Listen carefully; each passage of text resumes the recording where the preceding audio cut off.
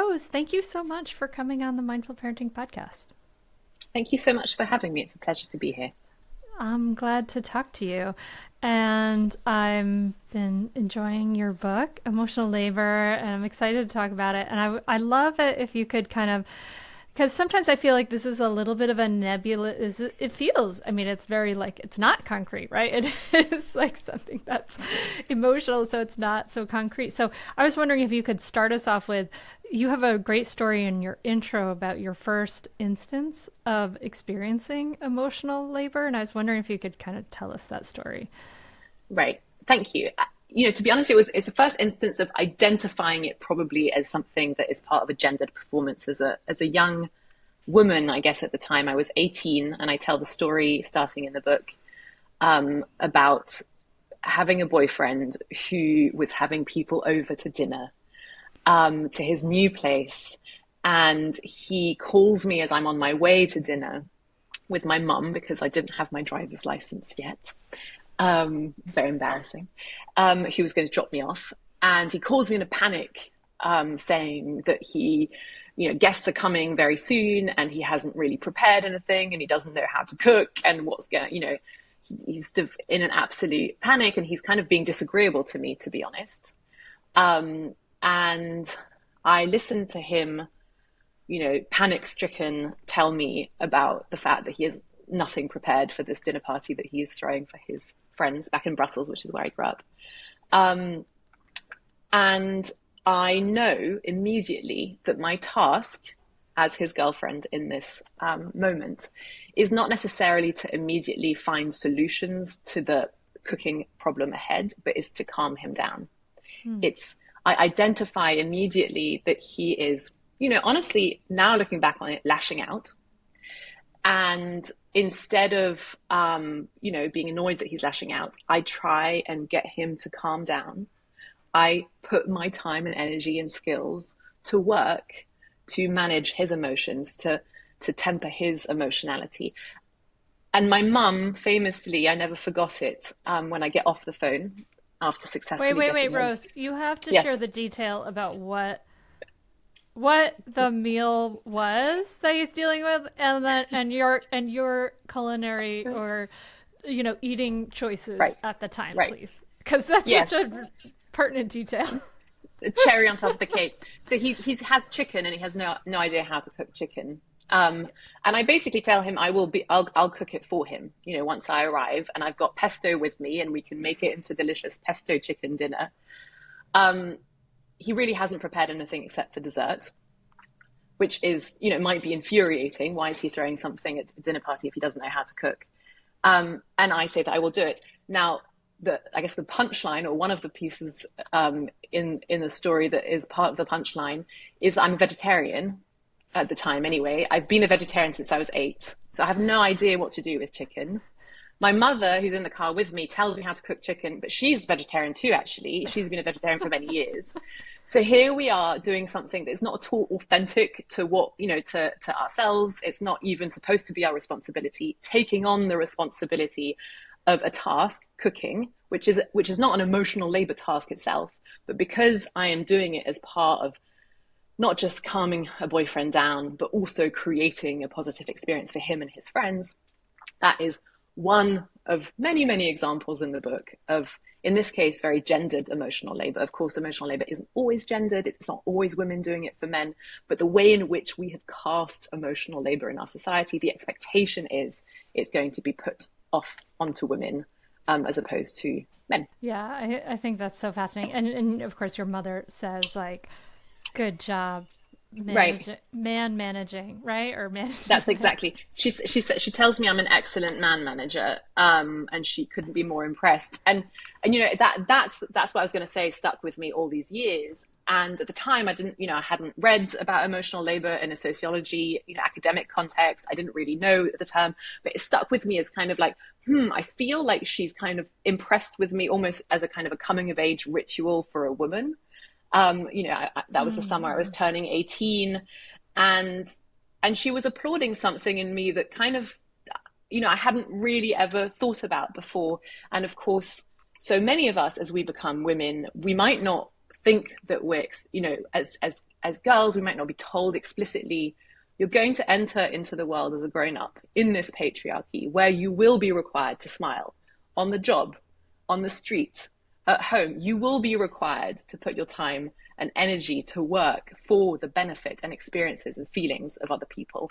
And I guess that's the first time that, you know, as a performance, emotional labor, I remember it being marked explicitly. Yeah, that whole required to smile, it just like always makes me think of my grandfather who'd be like, let's see your happy girl smile. And I'd be like, it just drove me crazy. And then, and then he would say it to my children, my daughters, put on your and I'd be like, Grandpa, no, no, they don't have to smile. It's okay. They don't have to do that. And we'll get back to that. But how did you get interested in the idea of emotional labor? I'm sure I don't think it was specifically this chicken No. that you made as a vegetarian that drove you to do this work and write this book. How did you get interested in it as an adult? So back in 2015, which is almost 10 years ago, crazy to think, I was working in New York as a features writer for The Guardian, British newspaper, but has international coverage. And my editor at the time, a very cool lady called Jessica Reed, came bounding up to me one Friday morning as I was going to the office and said, I've done just the story for you, your next story. And it's emotional labor as the next feminist frontier. She was extremely excited about this as a topic.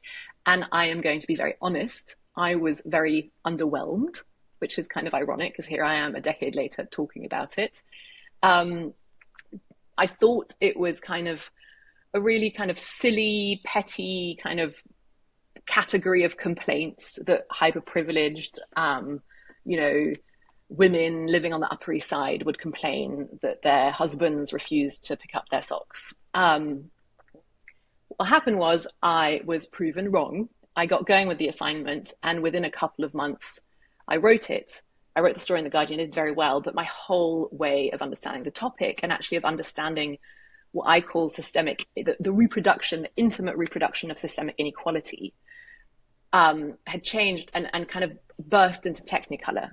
So emotional labor, I obviously, gave a kind of a very gendered experience example earlier with the chicken pesto story, but emotional labor,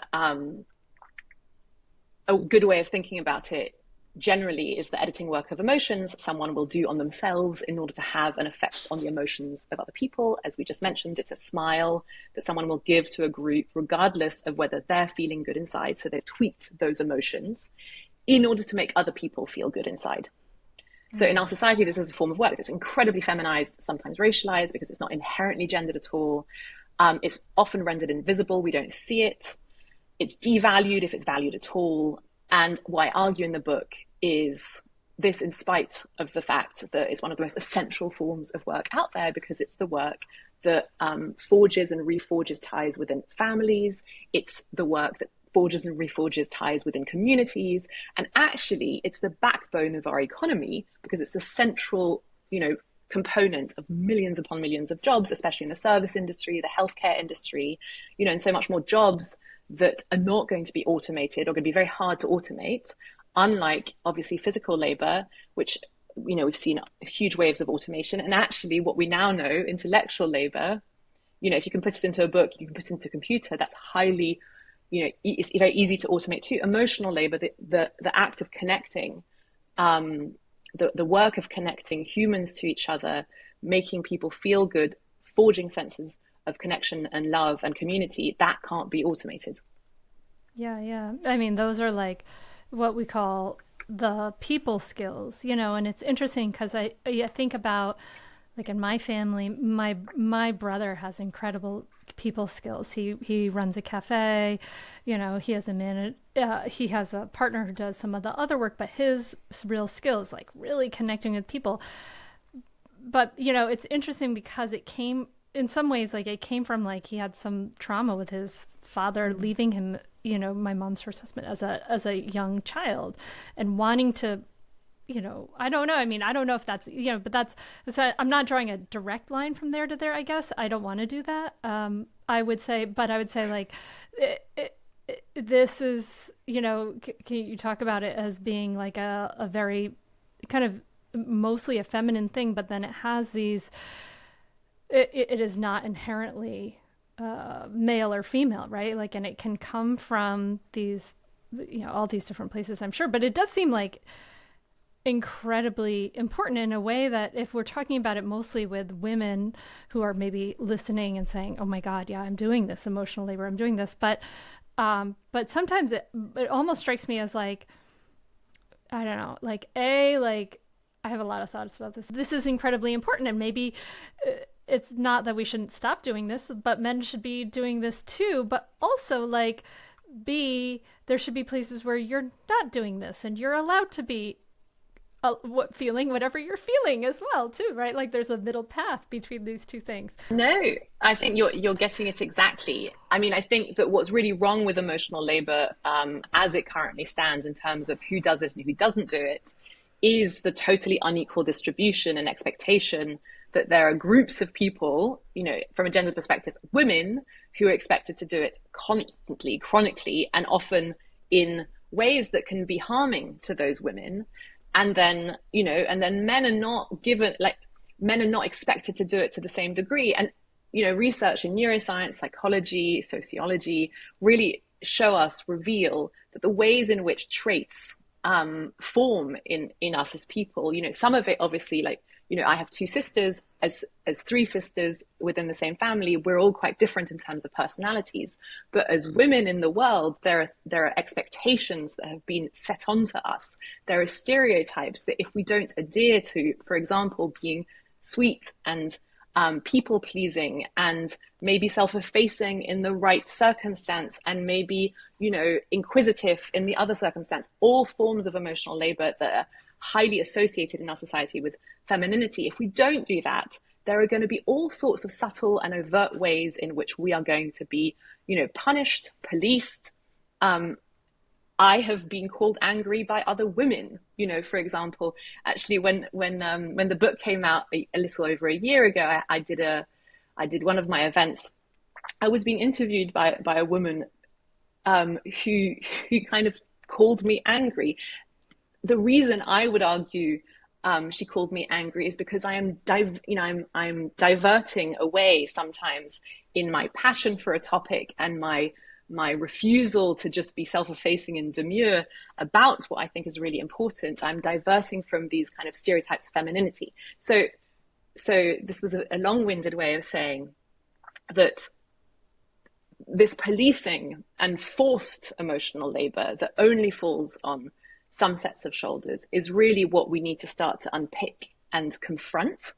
But yes, I totally agree with you. Emotional labor is an incredibly, important form of work that we shouldn't be doing ad nauseum, but we should certainly not relinquish doing. It's a question of spreading the load, getting our, male loved ones and friends to do it too.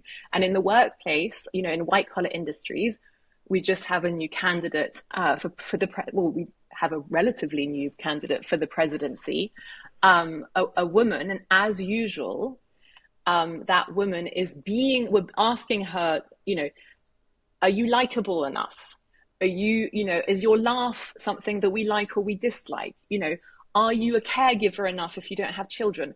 All litmus tests that we absolutely don't put onto men. And in white collar environments, previously male dominated white collar environments, women are expected to provide this extra emotional labor. It's actually set in place often to demean our position within this set profession. And then very quickly, in pink collar industries, service, oriented industries, small businesses like it sounds like your brother, emotional labor, so important to doing the job well, so crucial, and yet so often underpaid and overlooked.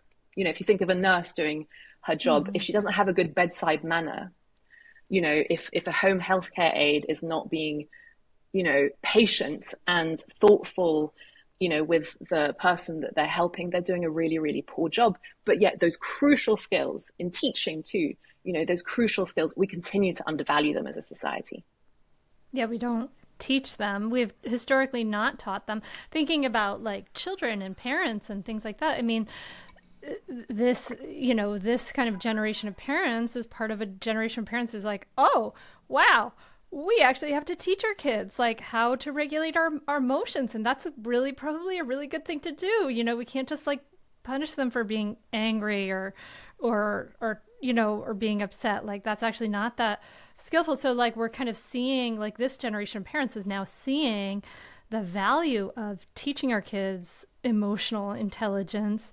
But it's still this evolving thing, right? Like where it's like we're not, parents may be valuing it a lot because we're seeing like, oh, it really is incredibly valuable to my own sanity if I can help my kids soothe rather than, I don't know, like put them in a corner to scream, but yeah, we're not seeing that value out in the world so much, and probably not in necessarily in individual relationships either. Totally. And I think, when you think about parenting, it's hard to not think about not just the impact in the short term of helping your kids with emotion literacy, emotion regulation, modulation, but the medium to long term impact on the way in which they then will learn to be resilient, will learn to deal with difficult situations or actually difficult people, and understand how they can, calm themselves down and show up in specific ways, and show up in specific ways to forge, relationships with, future loved ones, as they go through life. And I think that's there are so many, I think, pressing, urgent aspects of talking about emotional labor, but one of them is obviously thinking about, the loneliness crisis that we are in, Yeah. thinking about, deaths of desperation that are disproportionately male. What leads people to feel isolated is often an inability to maintain and foster deep connections with other human beings. What makes us really powerful, what makes us, as mammals on this planet, in many ways, what made us able to thrive is our ability to be in community with each other. We are all communal creatures, regardless of gender. Yeah. Yeah. Okay. So you were saying that there's what's the big one of the big problems with emotional labor is the unequal distribution of it. That we're seeing it's mostly fostered on women, and women are expected to maintain the emotional equilibrium of a workplace or whatever is happening. Can we trace that back to, obviously we're in a patriarchal system that's it has to do with it, but can we trace that back to I imagine it can be traced back in some ways to the way we deal with boys and girls differently in the system. I mean, can we talk about how this it is, if it's a systemic inequality, how is it? I mean, I think one of the biggest forms of harm that we have done when it comes to the gendered patriarchal world we live in is really cast men as just uniquely rational and women as uniquely emotional. Mm. When so many of us, obviously, I mean, all of us have both the ability to be rational, both and the ability to be emotional. There is nothing exclusionary. There's a kind of Cartesian, actually, separation of these two forms of attributes that are distinctly human, again, not gendered, that we have kind of doubled down on, especially I think in Western culture. And it's kind of fascinating to me because one of the contradictions at the heart of emotional labor is we will laud the people who are doing it. So we will, the kind of little value that often goes with emotional labor is like, oh, what a self-sacrificing mum, or oh, look at how thoughtful and kind this person is. You might remember at the beginning of the pandemic the pot banging for the healthcare workers, but yet we are so comfortable at the same time with basically not actually valuing those people. Healthcare workers never did get a federal raise the way that we all were talking about the fact that they should. Mothers continue often, or primary parents that are often sadly still expected to only be women, depending on the family dynamic, but obviously that's slowly changing. primary parents are like, we do not live in a society that really caters to really help parents who are parenting, who are doing that vital job of rearing the next generation, of Americans in this country, or just generally of citizens worldwide. So to me, that hints to a foundational principle within patriarchy, which is we actually value women only so far as they are working for the men and for the group. We pretend to value them and their time and their work, but we actually, when you look at the facts, don't. We expect them, again, to work for the group. And I think this is a quote by Heidi, I can't remember her last name. Anyway, famous feminist, and it's at the beginning of the book.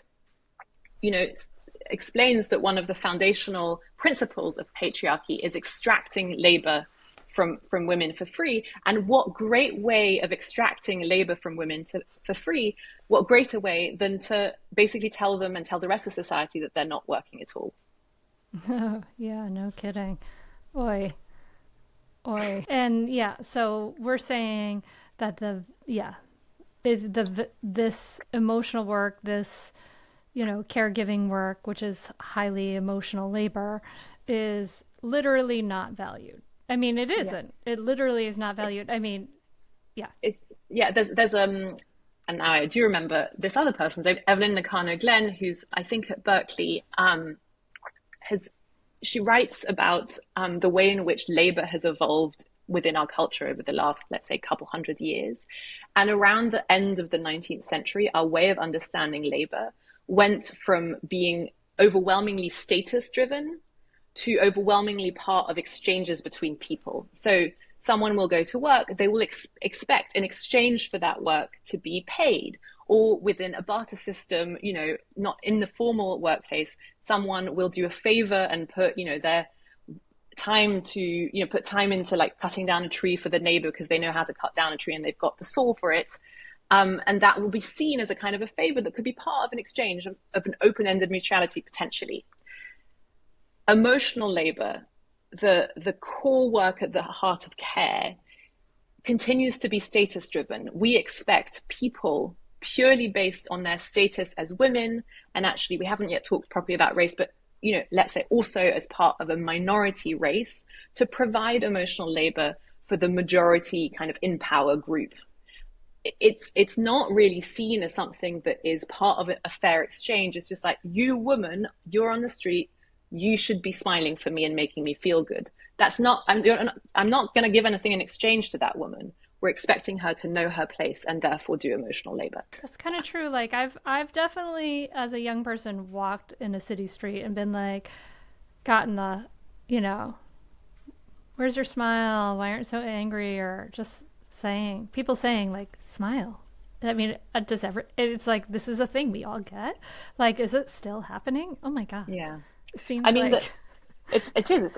I mean, the amount of kind of double standards that are baked into, our language and culture, resting bee face. There is no equivalent that we give to men. Men get to be authentically, passively thinking without having to kind of convey, sweet, passive kindness, which is really the feedback. I'm someone who, if my face is at rest, if I'm not thinking about it, people have always told me that I have resting tragic face. I have like, I look like something's just happened to me, which it's not. I'm just like in my head, I'm thinking, but a lot of people will give you feedback about your emotional expression as a woman in the world that's true. constantly.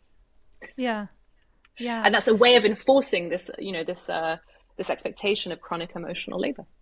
So I imagine when we're, say a man and a woman are married or together and they're wanting to have kids.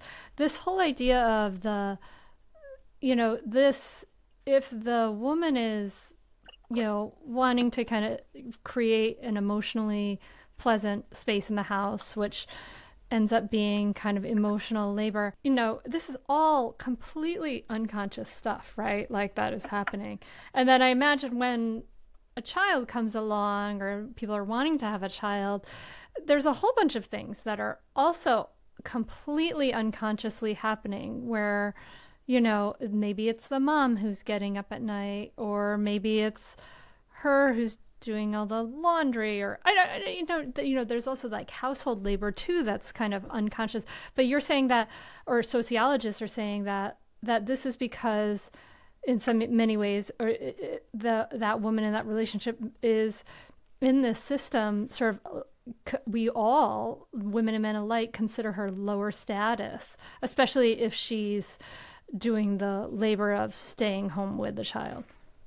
Right. Totally. I mean, one way of thinking about emotional labor is the expectation, kind of more broadly, that our time should be put to use for the positive experience of other people. And I think, when you think about the household domestic labor, obviously not a lot of it isn't actual emotional labor. You're not, when you're tidying a home, you're not necessarily doing it to regulate the emotions of yourself and the people around you. But actually, a lot of the acts tied to domesticity are about someone being in charge of communal well-being, and being in charge of communal well-being and catering to the well-being of the loved ones, let's say in a domestic setting.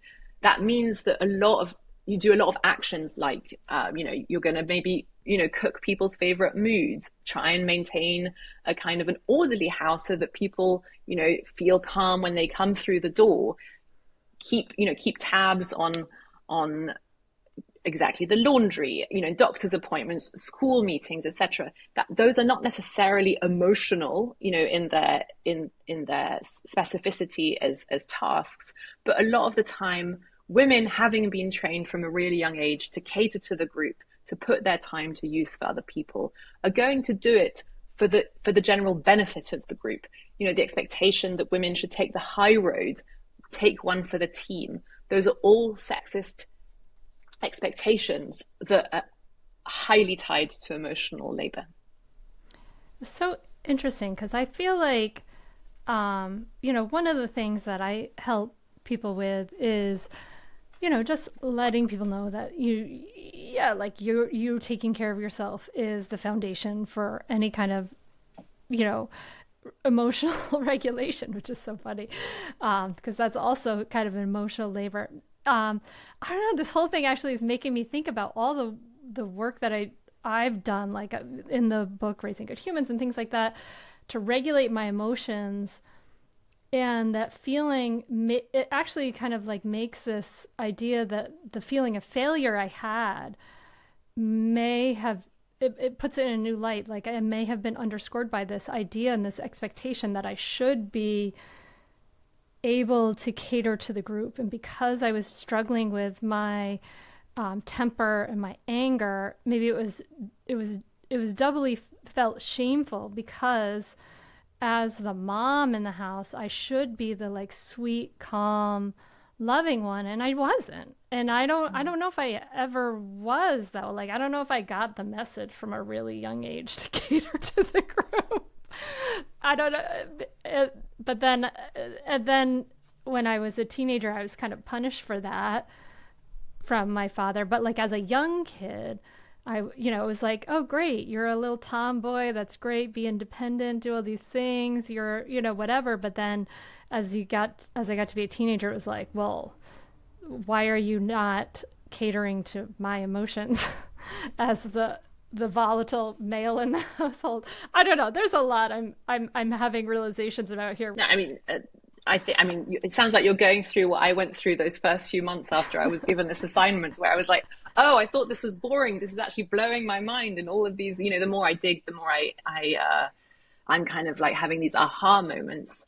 Yeah, I mean, you mentioned volatile tempers. That's one of the ones that I find the most heartbreaking, because domestic abuse is, and I'm not saying this is at all what you were referring Mm-hmm, to, but mm-hmm. just generally speaking, domestic abuse sadly is still a huge part of the private lives of millions of mostly women, not just, but it is overwhelmingly women. And, learning to manage volatile tempers and male moods is part of that really negative emotional labor that so many of us learn to do, honestly, as a way of survival. Mm-hmm. Um, and there are all sorts of consequences about that kind of survival emotional labor that feel, specifically unfair, because we're in some ways being asked to modulate the impact of trauma that's being inflicted on us. But in some ways, the emotional labor ends up being a way in which we kind of participate in this. And I'm absolutely not placing blame here, but it often does make these very complicated, difficult cycles much harder to kind of disentangle and make sense of, because we kind of become part of this dance of high temper modulating energy, for example. So as you started to do this work, what did you mind sharing? What did you realize about yourself and in this whole I cycle? mean, you know, so much, so much. One of the things that was really, really foundational for me, as I got going with the book, was really understanding that this was not about gender. This was about power, and a great way in which I try and illustrate that to people who might not immediately see it is, if you think of an amorphous corporation, it would make sense that, for example, the person at the very top doesn't really have to regulate their emotions. They can be, do whatever. Say, they can laugh, they can cry, they can shout if they want to. It's their company. But as you go down, let's say a senior associate will maybe not have to do as much emotional labor as the intern, but they'll certainly have to be deferential and thoughtful to the person above them, their boss. And then the intern is really not going to be able to do much, authentic, unfiltered emotion dysregulation if they want to. They're going to probably have to do a lot of emotional labor. But if you complicate that kind of, very overgeneralizing structure, and you put gender and race and class, orientation, ability/disability into there, if you complicate it with that, you're going to see that power kind of comes out in different ways. So a senior associate who, let's say, is a black man, is probably almost definitely not going to be able to get away with the same kind of unfilteredness that a male white colleague is going to be able to get away with. And so from a personal perspective, I started off this book in many ways very privileged, to have this book deal, to have been working for a newspaper like The Guardian. And it forced me to really contend with the complex identities that I am at the intersection of, and understand that I'm writing a book as a woman, but also as a white woman, as a white British woman. I live in Detroit, which is an overwhelmingly black city. There's a lot of ways in which I have to do emotional labor for some people, but a lot of people around me are going to feel like they have to do emotional labor for me. And, I think those are the complicated conversations that we so need to have, I think, in this country, in this world, where being maybe victimized in some sense by an inequality in one direction doesn't absolve you from taking accountability for maybe how much space you're being given for no good reason in another space, and how other people think that they should defer to you because of the color of your skin. Or actually, in my case, I get a lot of really free kudos that doesn't make any sense for my British accent in the Of States. course, yes. It's very high status to have your British accent. I'm like, the people are like, I love your accent. I'm like, 70 million other people have it, but I thank you. Yeah, talk about unearned privilege, right? You're Right. like, I just grew up in a place and I sound like this. But to be honest, I grew up thinking the American accent was really cool because, of course, we grew up watching American television and, Hollywood and, Full House and The Cosby Show. And so for us, it was like, wow, we were looking at this incredible America from abroad. So I think the American accent still, to me, sounds really kind of sophisticated and cool. Oh, well, good. Then we both think each other sounds like really cool right now. That's great. It's mutual admiration. Oh my goodness. There's so much here, and I imagine, dear listener, that you're taking some of this in and thinking about like, oh, okay, where do I stand in this? What kind of emotional labor am I doing? Are the people around me doing any emotional labor for me? Are they doing enough emotional labor for me? Are they doing more than more than their share, for me? Um, Yeah, I mean, for me, it's really interesting to think of like my husband, he is kind of a people pleaser, and I'm kind of more the, like, I'm a little bit more the volatile one. And, so so for people who are having these realizations, like, you know, do you have any thoughts on what it means for us individually, but then also when we think about this and how we're raising our boys and our girls, any thoughts on that as well? Totally. I mean, I think the because I'm imagining your listeners might be more thinking, oh my gosh, how much have I taken on because this is a parenting oriented Very likely, podcast. yeah. And I think I would invite people to be kind to themselves as they if they are having sets of realizations or if they're on a journey as they do, disentangle what's been forced onto them versus what they've chosen to do. But also kind of take great pride in how much value, so many of us, so many of you out there are creating, that value might not be systemically always marked, but it's still there.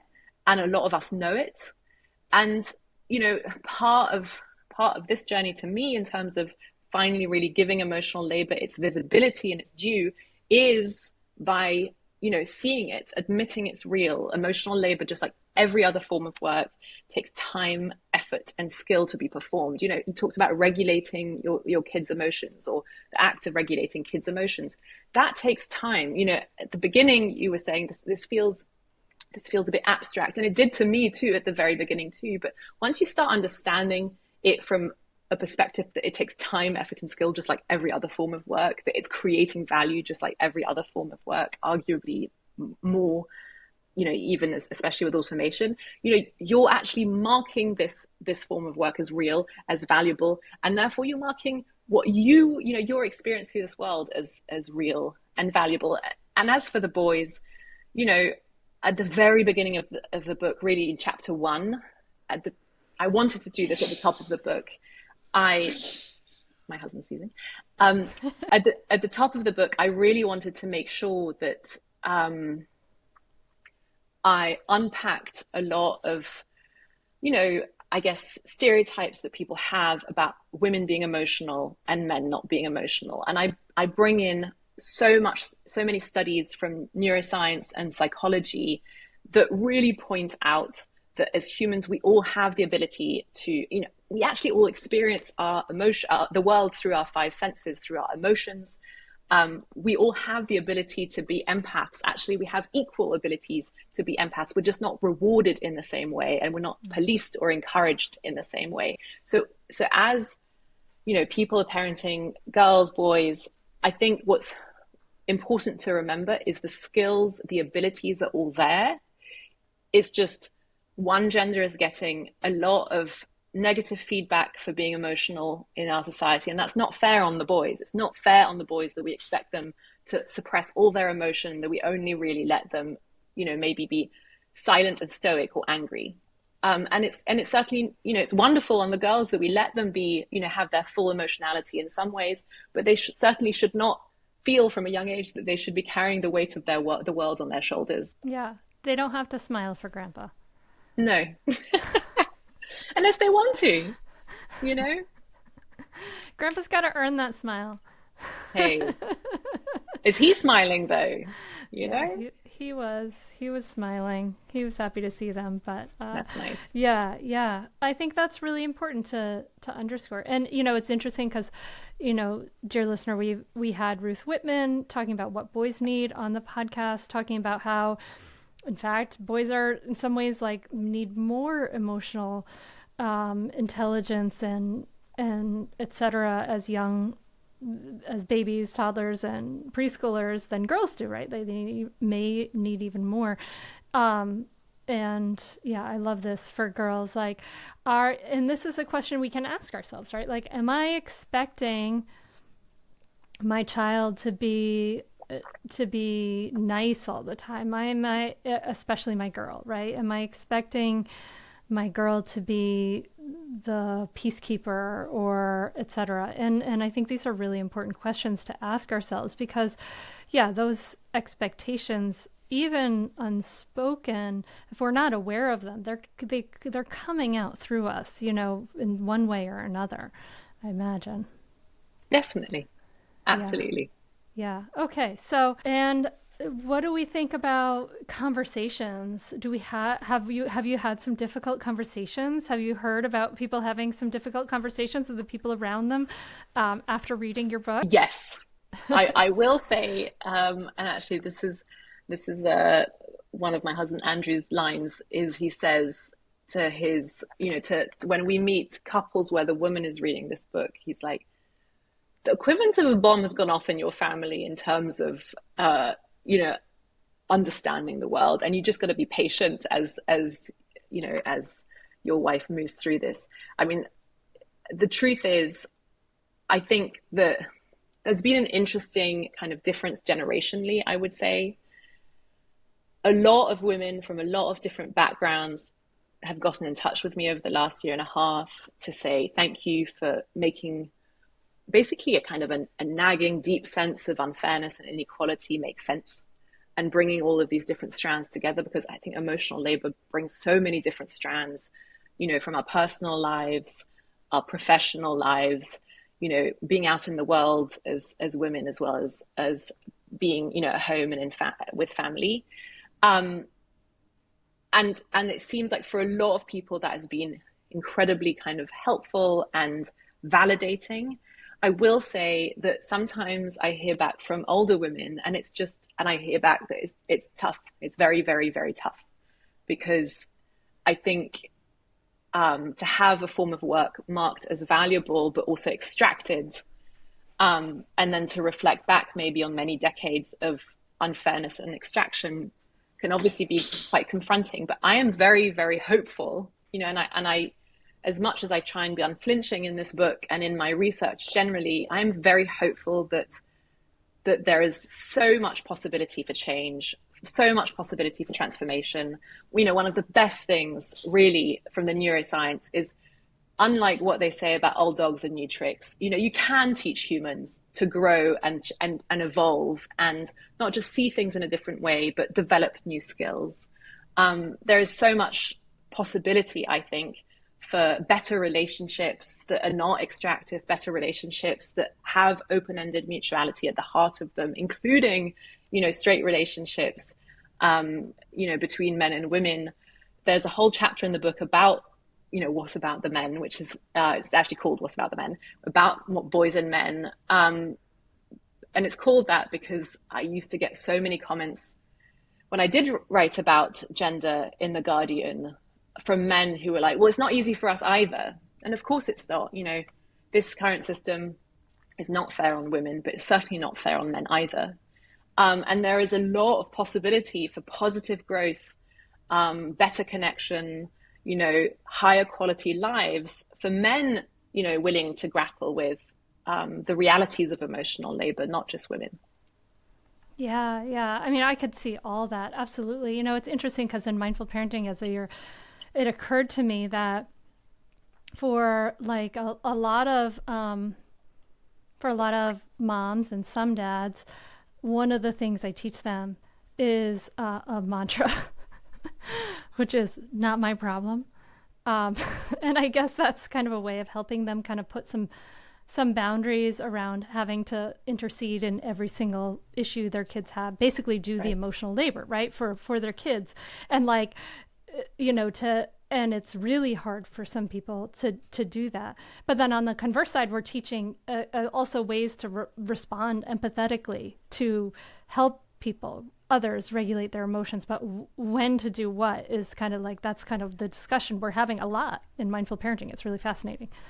Totally. And I think that that's actually what came up when you were talking about, your own journey grappling with this as a topic. One of the amazing aspects, I think, of saying emotional labor is visible and has value, once you render it real, visible, and valued, and a form of work that takes time, effort, and skill, whether it's being remunerated or not, you can see that you can treat it as finite.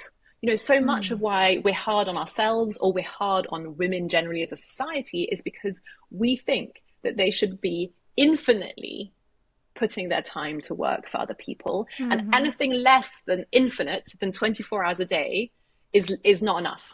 Is you are on call emotionally for the people reliant on you 24/7, in a world where we don't see or value emotional labor, and yet we require it constantly, from so many women, right? But once you actually see it as real, you can start to share it. You can also say, this is the limit. I'm not going to be waking up in the night, tonight, because I am not infinitely at the service of our children. Ideally, you can take one night like that, or whatever it is for whatever household makes sense.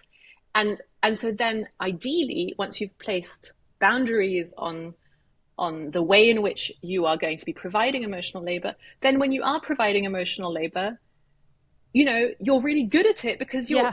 you've actually Mm-hmm. refilled some of your tank. You're not just Yes. constantly running on empty. Yes. Yes, sister. All right. All right. This is awesome. This has been such a great conversation. I've really, really enjoyed it so much. Rose Hackman's book is Emotional Labor, The Invisible Work, Reshaping Our Lives, and How to Claim Our Power. You can find it anywhere books are sold. Rose, thank you so much for coming on the Mindful Parenting podcast. If people want to reach out and find you, or if you have any last words, hit the listener with it right now. Oh, right. I'm rose.hackwoman on Instagram because the Haha. rose.hackman was taken and I thought that sounded kind of cool. But I am on TikTok too, rose.hackman. I have a newsletter that is about to be resuscitated, which is emotionallabor.substack.com. Thank you so much for having me. It's been such a wonderful conversation. It's been really, really powerful. I really appreciate it. Thank you.